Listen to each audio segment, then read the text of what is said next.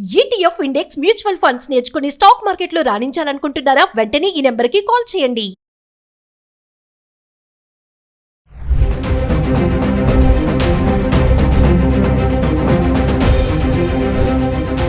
నమస్తే, welcome back to Suman TV. ప్రస్తుతం మనతో పాటు ఉన్నారు పబ్లిక్ స్పీకర్ రజనీ రమ గారు. నమస్తే మ్యామ్. నమస్తే నవీన. మేడం, మనం చాలా వీడియోస్లో మాట్లాడుకున్నాం ఆడపిల్లల గురించి. ఎందుకంటే ఆడపిల్లలు ఎందుకు అంటున్నానంటే, ఎందుకంటే వాళ్ళు మగపిల్లలతో మనకు అంత పర్వాలేదు, కానీ ఆడపిల్ల ఎలా ఉన్నా కామెంట్స్ చేస్తారు. తన అవసరతలు ఏంటి, ఎందుకు ఇలా తయారైంది, ఎందుకు ఇలా తిరుగుతున్నారు, ఎందుకు ఇంత దిగజారుతున్నారు. రీసెంట్గా మనం ఒక వీడియో చేసాం. మనం అమ్మాయిలు సిటీలో ఈ మధ్యన నైట్ అయ్యేటప్పటికి కొంచెం బయటికి రావడం, మాస్కులు పెట్టుకొని, ఇంకా మనం వాళ్ళని ఎలా అనాలో తెలియదు, అబ్బాయిల దగ్గరికి వెళ్ళి మాట్లాడడము, ఇలా చూస్తున్నాం. మనం చేసాం వీడియో కూడా. ఎందుకు అసలు అమ్మాయిలు ఇలా దిగజారుతున్నారు అంటే ఏంటంటారు? రీజన్స్ ఏమున్నాయంటారు? మేము ఎక్కడ దిగజారుతున్నాం? తప్పే ఉంది ఇందులో? నార్మల్ ఇదంతా, ఫ్యాషన్ ఇదంతా.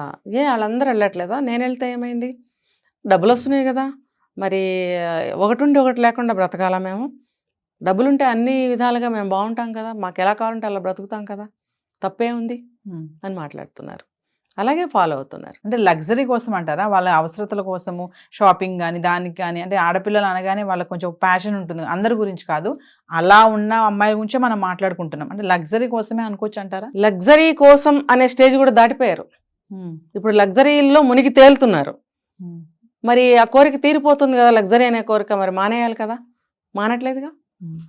అంటే ఏంటంటే తప్పే ఉంది, వెళ్తున్నాం, బాగుంది, మాకు ఈ రన్నింగ్ బాగుంది, అంటే ఈ స్టైల్ ఆఫ్ లైఫ్ మాకు బాగుంది, అసలు హాయిగా అనమాట, ఎటువంటి రిస్ట్రిక్షన్స్ లేకుండా మేము చాలా మైండ్ ఫ్రీగా, బాడీ ఫ్రీగా, మాకు ఎటు కావాలంటే అటు వెళ్తున్నాం, ఏది కావాలంటే అది తింటున్నాం, ఎవరితో కావాలంటే వాళ్ళతో మాట్లాడుతున్నాం. నాకు నిజంగా చిన్నప్పటి నుంచి మగపిల్లలు సిగరెట్ కాలుస్తుంటే ఆడపిల్లలు ఎందుకు కాల్చకూడదు అనే ఆలోచన ఉన్న అమ్మాయిలు యొక్క మనస్తత్వం ఎలా ఉంటుందంటే, నాకు కూడా సిగరెట్ కాల్చాలనిపించేది, మరి అప్పట్లో తప్పు అయిపోయింది, ఇప్పుడు నేను కూడా సిగరెట్ కాలుస్తున్నాను.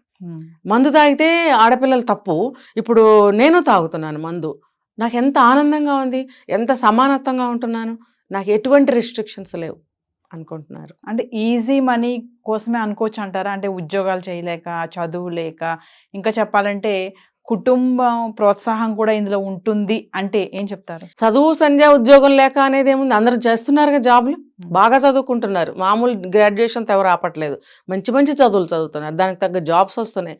ఇప్పుడు ఈజీ మనీ కోసం చేసేవాళ్ళు కొంతమంది ఉన్నారు, ఆ స్టేజ్ దాటిపోయి లక్షల డబ్బులు సంపాదించే వాళ్ళు కూడా ఉన్నారు. అంటే రెండు కేటగిరీస్. ఇప్పుడు ఇందులో కొంచెం సంపాదించుకునే వాళ్ళు, పెద్దగా చదువుకోకుండా ఏదో చిన్న చిన్న పనులు చేసుకుంటూ బ్రతికే వాళ్ళు ఈజీ మనీ కోసం ఈ పని చేస్తున్నారని అనుకుంటే, మరి వీళ్ళు దేనికోసం చేస్తున్నారు? బోల్డంత డబ్బు ఉంది, తగలేసుకునేంత డబ్బు ఉంది, ఏం చేసుకోవాలో తెలియదు, పెళ్ళిళ్ళు చేసుకోరు, భర్తలు పిల్లలు సంసారాలు ఉండవు వీళ్ళకి. మరి ఆ డబ్బు అంతా ఏం చేసుకోవాలి? తల్లిదండ్రులకి ఇద్దామంటే తల్లిదండ్రులకు కూడా ఉంటుంది డబ్బు, మరి ఏం చేసుకోవాలి? ఇంకా ఇటువంటి అలవాట్లలో ఇంకేమైనా హై ఎండ్స్ ఉన్నాయా అని వెతుక్కునే వెంపర్లాటలో ఉన్నారు. సో ఇంకా ఇంకా ఇంకా ముందుకెళ్ళి పీక్స్ అనమాట. పీక్స్ అంటే చచ్చిపోవడం, ఇంక చివరికి అదే జరిగేది. అంతే, శరీరం గొల్లైపోతే ఏంటి మిగులుతుంది? ఇంకా అదే. చాలా మంది అమ్మాయిలు మేడం సిటీస్కి వస్తూ ఉంటారు చదువు కోసమనో ఉద్యోగం కోసమనో, హాస్టల్స్లో ఉండే వాళ్ళు ఉంటారు కదా, అలాంటి వాళ్ళు కూడా ఇప్పుడు డైవర్ట్ అయిపోతున్నారు. అంటే కష్టపడే తత్వం లేక, ఉద్యోగం చేయలేక, ఇలా అయితే కొంచెం మనీ ఎక్కువ వస్తున్నాయి, ఇలాంటి దారిలో మనం వెళ్దామని వీళ్ళు చెప్పడము, ఇది బాగుంది అని అందులో పడిపోయి, ఆ ట్రాప్లో పడిపోయి అలా వెళ్తున్నారు కూడా అనుకోవచ్చా? మిడిల్ క్లాస్ వాళ్ళు చేస్తున్నారు ఈ పని, లోయర్ మిడిల్ క్లాస్ వాళ్ళు. అప్పర్ క్లాస్ వాళ్ళకి డబ్బులు ఉంటాయి, వాళ్ళకి ఇదే ఎక్స్ట్రా మనీ కిందే జాబ్ చేస్తుంటారు, ఎందుకంటే ఫ్రీడమ్ కోసం. ఫ్రీడమ్ అంటే ఇన్ ద సెన్స్ వాళ్ళు బయటకు రావడం కోసం అనుకోవచ్చుగా. ఇంత డబ్బు ఉంది, మనకు జాబ్ చేయాల్సిన అవసరం ఏముంది, నువ్వు హాయిగా ఫారెన్లో సెటిల్ అయిపోయా అనే పేరెంట్స్ ఉంటారు. అయినా కూడా వాళ్ళకి అది నచ్చకపోవచ్చు. ఫ్రీగా తిరగాలి, నా మీద ఎటువంటి రిస్ట్రిక్షన్స్ ఉండకూడదు, బయట తిరగాలి, ఇంట్లో ఉంటే ఎట్లా, బయట తిరగాలి, నాకు కార్ డ్రైవింగ్ వచ్చు, నా చేతి నిండా జేబు నిండా డబ్బులు ఉన్నాయి, నాకు రకరకాల హ్యాబిట్స్ చేసుకోవాలని, లేకపోతే రకరకాలు అనుభవించాలని నాకు ఉన్నప్పుడు పెళ్లి చేసుకునే ఫారెన్లో ఎందుకు సెటిల్ అవ్వాలి? పెళ్ళనే కాదు, మన బిజినెస్లు చూసుకో, నువ్వు సీఈఓగానో ఎండీగానో ఎలాగో నీకు పదవి ఇస్తాము, నువ్వు రన్ చెయ్యి మన సంస్థలని అని అన్నప్పుడు వాళ్ళు ఇష్టపడరు, పడకపోవచ్చు మేబీ, ఎందుకంటే వాళ్ళ మనసు ఇలా ఉన్నప్పుడు అవి ఇష్టపడరు. సో మేము ఫ్రీగా బిందాస్గా మాకు ఎటువంటి కష్టం నష్టం బాధ్యతలు లేకుండా బరువు బాధ్యతలు లేకుండా ఉన్న డబ్బుని ఎలా ఖర్చు పెట్టాలి అనే వేలో ఒక ఆనందాన్ని, ఒక సుఖాన్ని, ఒక విచ్చలవిడితనాన్ని, ఒక తృప్తిని మేము పొందాలి అనుకునే వాళ్ళు ఇలాగే ఉంటున్నారు. ఇంకా వేరే అలా మీరు చెప్పినట్టు కొంచెం డబ్బు అవసరం ఉంది, ఈజీ మనీ కోసం ఇలాంటి పనులు చేస్తున్నారు. అది వాళ్ళకి చాలా నష్టం జరుగుతుంది. ఆడపిల్లలే కాదు మేడం, పెళ్ళైన మహిళలు కూడా, అంటే మనం మరి మాట్లాడుకోవచ్చు అంటే చూస్తున్నాం కదా చాలా వరకు, పెళ్ళైన మహిళలకు కూడా ఒక రాంగ్ వే వెళ్ళడం చూస్తున్నాం అని. అంటే ఇది సినిమా ప్రభావమే అనుకోవాలా ఎలా అంటే, ఇప్పుడు రీసెంట్గా చూసాం ఒకటి, హస్బెండ్ బయటకు వెళ్ళగానే వేరే అతన్ని పిలవడం, రెడ్ హ్యాండెడ్గా దొరికిపోయారు వాళ్ళు. రీసెంట్ ఎన్నో మొన్న జరిగిన సంఘటనే ఇది. అంటే మహిళల ఒక మెంటాలిటీ ఎందుకు అలాగా. ఇంకొక సినిమాలో కూడా చూసాం, ఒక హస్బెండ్ ఇప్పుడు సపోజ్ ఎయిర్ హోస్టెస్ అనుకోండి, ఆయన వెళ్ళగానే వేరే అతని ఇంటికి పిలవడం. భర్త చూశాడు, అడగగానే ఏమంటుందంటే, నీతో నాకు హ్యాపీనెస్ లేదు, నీతో నాకు మూమెంట్స్ లేవు, నువ్వు ఎప్పుడో డ్యూటీకి వెళ్ళిపోయి ఎప్పుడో వారానికి వస్తున్నావు, నాకు హ్యాపీనెస్ కావాలి, నేను ఎంజాయ్ చేయాలి, ఒక బాబు ఉన్నాడు అప్పటికే. అంటే ఎందుకు మెంటాలిటీ మహిళలది ఇలా టర్న్ అవుతుంది? అవన్నీ అబద్ధం. కేవలం నీతో నాకు సుఖం లేదు, నాకు మూమెంట్ లేదు, గాడిద గుడ్డు లేదు, ఇదంతా వంక. తప్పు చేస్తున్నావు అని అంటారేమో అని చెప్పి దాన్ని సమర్థించుకునే విధానం. అసలైతే చెప్తా, ఫ్యామిలీస్లో కొత్త డబ్బు ఇవ్వరు భర్తలు, కొంచెంగా ఇస్తుంటారు ఇల్లు నడవటానికి మాత్రమే. వీళ్ళకి ఏంటంటే రకరకాలు అనుభవించాలి, మంచి మంచి చీరలు, షోకులు చేసుకోవాలి, అవి కావాలి ఇవి కావాలి అని ఉంటుంది. తర్వాత ఏంటంటే చేతిలో నిండా డబ్బులు ఆడాలి. ఎలా మొగుడు ఇవ్వడు, నాకు అవి కావాలి ఇవి కావాలి అనే కోరికలు తీరవు, కొనుక్కోవాలి వస్తువులు కానీ ఏదైనా, డబ్బులు ఇవ్వడు. ఏం చేయాలి, ఏదో ఒక బ్యాడ్ మూమెంట్లో ఆలోచన వచ్చేస్తుంది అనమాట. వచ్చేసినప్పుడు బ్యాడ్ మూమెంట్ అని ఎందుకనంటే, అదే సమయంలో ఎవరన్నా ఈ అమ్మాయికి బీట్ వేస్తున్నాడేమో, ఎవడన్నా వీరితో మనము కనెక్ట్ అయితే బాగుంటుంది కదా, ఎవరికి తెలుసు, మీరు అన్నట్టు భర్త పొద్దున వెళ్తే సాయంత్రానికి వస్తాడు, పిల్లలు స్కూల్కి వెళ్తారు, ఎవరికి తెలుసు, ఎవరో చుట్టాల అబ్బాయి అని చెప్పచ్చు. అంటే ఇక్కడ ఎక్కువ మిడిల్ ఏజ్ స్త్రీలలో ఇవి జరుగుతున్నాయి. సో వీళ్ళేమనుకుంటారు, నా వయసుకి ఎవరు అనుమానించరులే, కానీ ఈ రోజుల్లో ఈ వయసు వాళ్ళని ఎక్కువ అనుమానించాల్సిన పరిస్థితి వస్తుంది.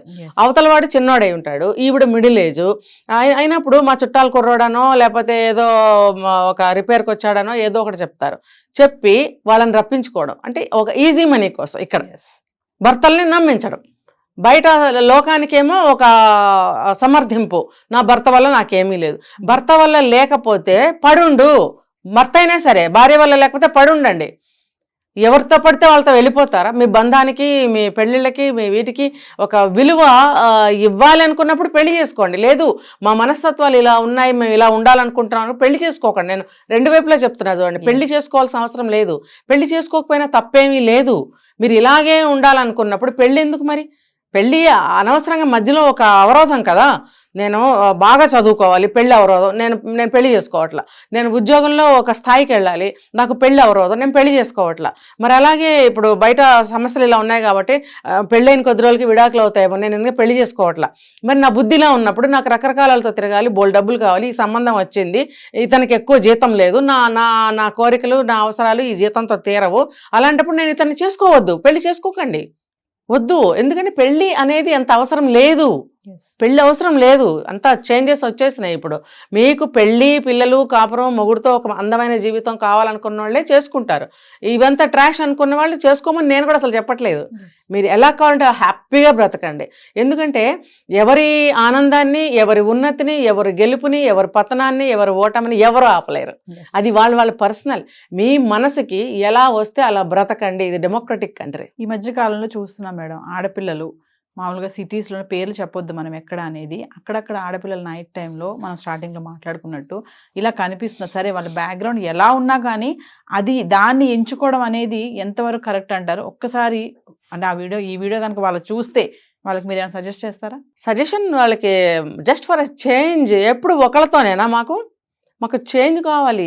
అంటే రోజు బిర్యానీ పెడితే మాకు తినబుద్ధి కాదు, రోజు ఒక కర్రీతో పెడితే మాకు నచ్చదు, వేరే డిఫరెంట్ టేస్ట్లు కావాలి మాకు.